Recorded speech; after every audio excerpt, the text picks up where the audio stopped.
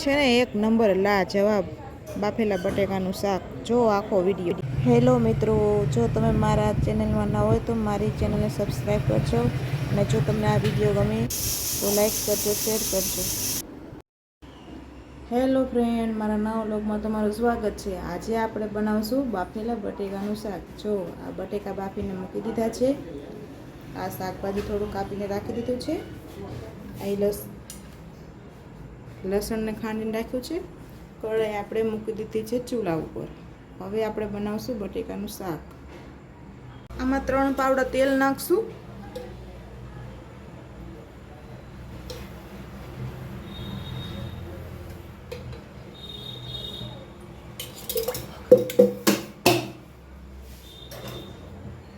હવે રાઈ નાખશું. હવે નાખશું ડુંગળી.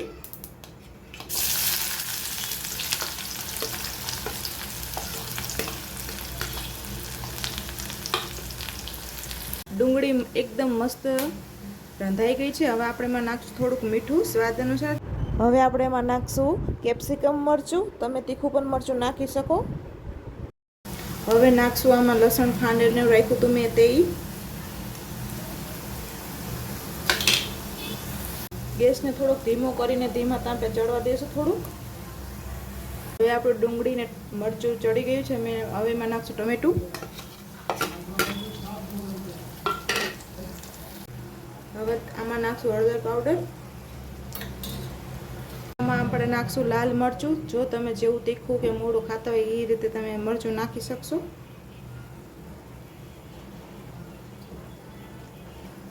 હવે નાખશું કાશ્મીરી મરચું.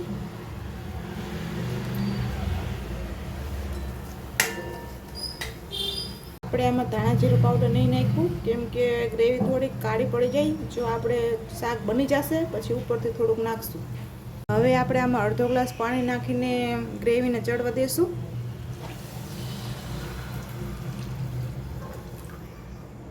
હવે આપણી ગ્રેવી એકદમ મસ્ત ઉકળી ગઈ છે. હવે આપણે બટેકા નાખી દઈશું.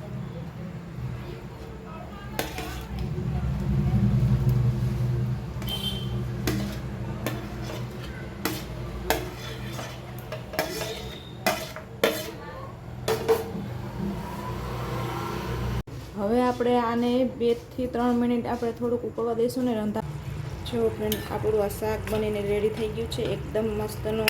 જો આ રેસીપી ગમી તો લાઈક કરજો, શેર કરજો, સબસ્ક્રાઈબ કરજો. જય માતાજી.